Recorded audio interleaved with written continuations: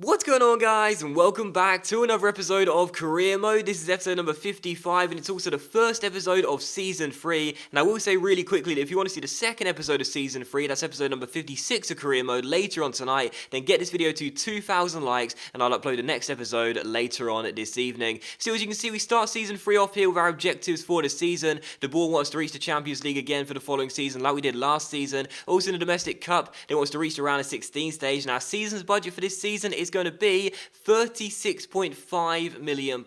So £36.5 million given to us from the board. They want us to qualify for the Champions League, finish in the top 4, reach the round of 16 as well in the FA Cup or Capital One Cup, and as well, our Champions League objective this season, reach the quarter-final. Now that's a pretty big aim for our first season in Champions League football. If we get drawn in a group of death or something, that could be an aim which we might miss out on. So that's a really tough aim from the board. We have been given £36.5 million. I also got ourselves into a pre-season tournament. Just picked the one with the most prize money as per usual. So £36.5 million to spend on new players. But of course we do have new players coming in this season anyway. 3 players are going to arrive on pre-contracts. Those players are Joe Davis of Leicester, Lloyd Isgrove of Southampton, and of course the main man, Super Mario Balotelli, coming in from Liverpool. Those 3 players arriving on pre-contract. You see Ruben Loftus-Cheek has gone back to Chelsea after that transfer saga in the last episode, in episode number 54. And also as well, Hoban and Lewis are coming back from their loan spells.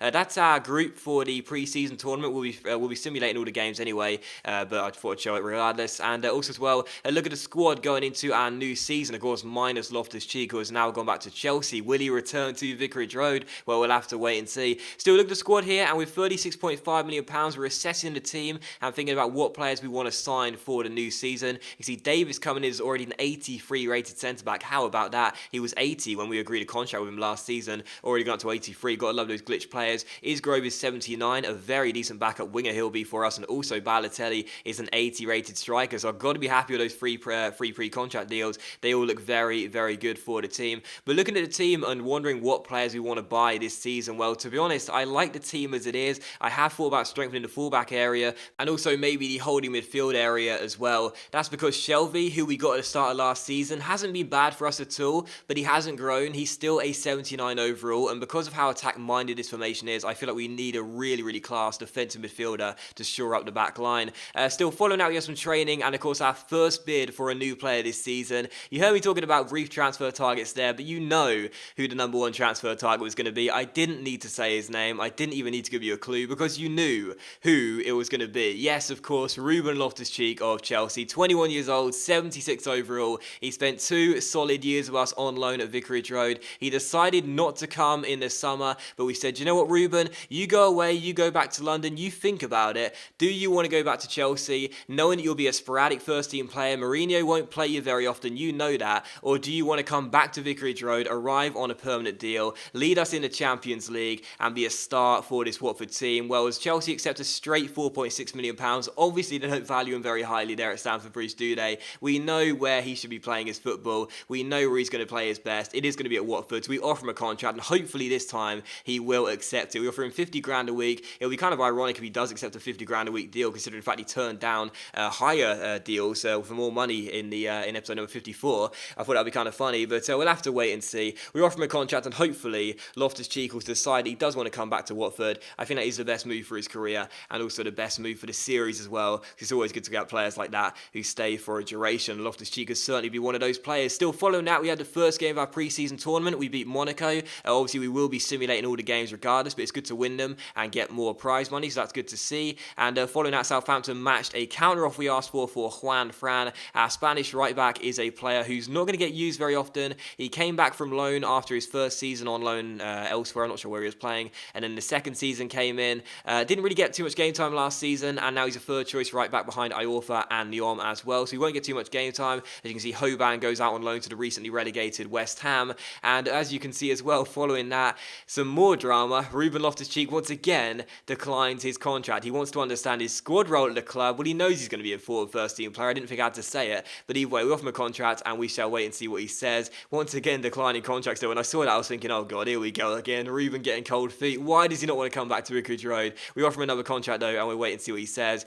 As we also beat Zenit as well, the Russian side, in our second pre-season, not friendly, pre-season tournament game, which is good to see. And also some player training as well. You may notice that Jakovic Mitrovic is getting some training. He's an academy goalkeeper who's our best goalkeeper and has the best potential as well. The reason I'm training him is because he could be the only player that really succeeds for Canada, so that way I'm going to keep on training him. And also following that, Juan Fran does go to Southampton as well, and as you can see, finally, at, I don't know, like the 9th attempt, Ruben Loftus-Cheek decides that he is going to come back to Watford for £4.6 million. Yes, we're spending £3.6 million more than we should have had to do so after we had that £1 million deal negotiated with Chelsea in the first season when agreeing the loan spell for him, but it doesn't matter, £3.6 million or not, I don't care. Loftus-Cheek is back at Watford. He is a permanent Watford player for the first time, and I am delighted about that because he's a really good player. He's a really good young talent, 21 years old, and I know that all his stats have only been growing because we've been training him. He doesn't seem to be growing for his natural growth, if you will, with the potential. I don't know why that is, but he's still an awesome player, and we don't want to get rid of him. We want to keep him here at Watford, and that's really good to see. So Loftus-Cheek becomes our first signing of the new season. He's back at Vicarage Road. He returns for £4.6 million, and I am just delighted with that news after the drama we had in the last episode. Still following that, we drew our third group game in the pre-season tournament, but it was still enough for us to get through to the semi-finals. As you can see, we also simulated the semi-final as well against Hoffenheim, the German side, and once again, we managed to get the win in this game. So quite surprising because whenever I simulate games, I always expect to lose for some reason, regardless of what team I put out. We won this game as well, and we're now through to the final of the competition. Sad news though, John Matip did get an injury, and he'll miss the start of the season as he'll be out for 8 weeks, so that's a bit of a shame, but at least we've got some more tournament prize money. And of course, with the arrival of Joe Davis, I guess Matip's injury is not too bad. And following that as well, you can see that Sam Barham isn't happy with his role at the club, but he may be leaving the club anyway this summer. I have got him on the transfer list now. He came in the first season, 71 overall, and has never grown a single rating despite getting some game time from time to time.